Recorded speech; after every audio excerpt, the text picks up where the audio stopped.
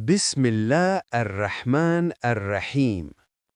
بے شک صفا اور مروہ اللہ کی نشانیوں میں سے ہیں، تو جو شخص خانہ کعبہ کا حج یا عمرہ کرے اس پر کوئی گناہ نہیں کہ دونوں کا طواف کرے، بلکہ یہ طواف ایک قسم کا نیک کام ہے، اور جو کوئی نیک کام کرے تو اللہ قدر شناس اور دانا ہے۔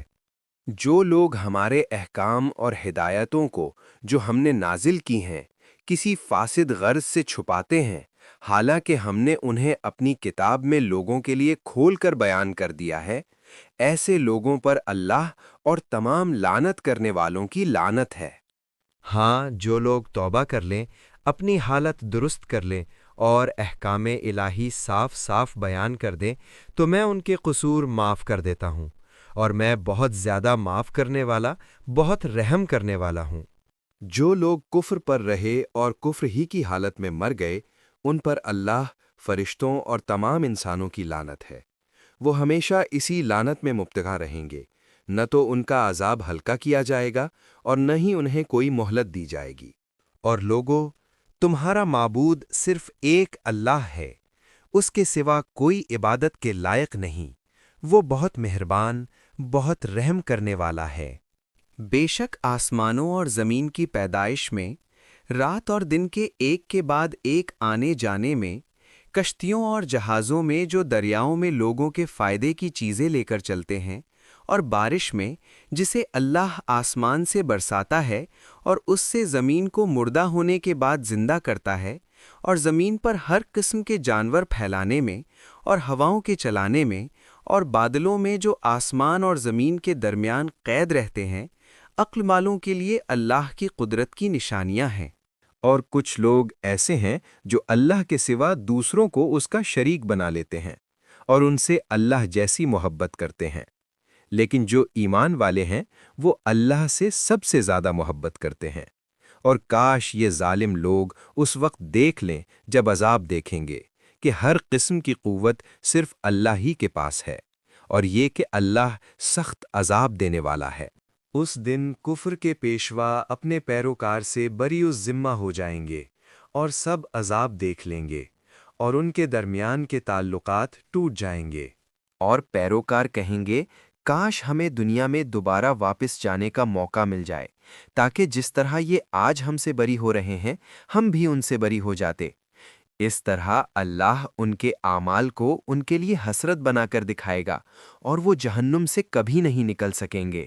اے لوگو، زمین میں جو حلال اور پاک چیزیں ہیں وہ کھاؤ، اور شیطان کے قدم پر نہ چلو، بے شک وہ تمہارا کھلا دشمن ہے۔ وہ تو تمہیں برائی اور بے حیائی کا حکم دیتا ہے، اور یہ بھی کہ تم اللہ کی طرف ایسی باتیں منسوب کرو جن کا تمہیں کوئی علم نہیں۔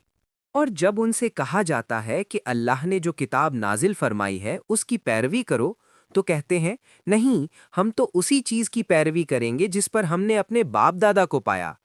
بھلا اگر ان کے باپ دادا نہ کچھ سمجھتے ہوں اور نہ ہی سیدھے راستے پر ہوں، تب بھی؟ جو لوگ کافر ہیں، ان کی مثال اس شخص جیسی ہے جو ایسی چیز کو پکارے جو آواز اور پکار کے سوا کچھ نہ سمجھ سکے۔ یہ بہرے، گونگے اور اندھے ہیں، کچھ بھی سمجھ نہیں سکتے۔ اے ایمان والو، جو پاک چیزیں ہم نے تمہیں عطا کی ہیں انہیں کھاؤ، اور اگر تم اللہ ہی کے بندے ہو تو اس کا شکر ادا کرو۔ اللہ نے تم پر مردہ جانور، خون، سور کا گوشت اور وہ چیز حرام کر دی ہے جس پر اللہ کے سوا کسی اور کا نام لیا جائے۔ ہاں، جو مجبور ہو جائے، نہ نافرمانی کرے اور نہ حد سے بڑھے، تو اس پر کوئی گناہ نہیں۔ بے شک اللہ بہت بخشنے والا، بہت رحم کرنے والا ہے۔ جو لوگ اللہ کی کتاب کی آیتوں کو چھپاتے ہیں اور ان کے بدلے تھوڑی سی دنیاوی قیمت حاصل کرتے ہیں، وہ اپنے پیٹوں میں صرف آگ بھرتے ہیں۔ اللہ قیامت کے دن ان سے بات نہیں کرے گا، نہ انہیں پاک کرے گا، اور ان کے لیے دردناک عذاب ہے۔ یہ وہ لوگ ہیں جنہوں نے ہدایت چھوڑ کر گمراہی خرید لی اور بخشش چھوڑ کر عذاب۔ یہ جہنم کی آگ کو کتنا برداشت کرنے والے ہیں۔ یہ اس لیے کہ اللہ نے کتاب حق کے ساتھ نازل فرمائی، اور جنہوں نے اس کتاب میں اختلاف کیا وہ سخت ضد میں آ کر حق سے دور ہو گئے۔ اس سورہ کی باقی آیات بہت جلد آپ کے لیے اپلوڈ کی جائیں گی انشاءاللہ۔ مزید صورتوں کو سننے اور سمجھنے کے لیے ویڈیو کو لائک کریں، اپنوں کے ساتھ شیئر کریں اور چینل کو سبسکرائب کرنا نہ بھولیں۔ جزاک اللہ خیرہ۔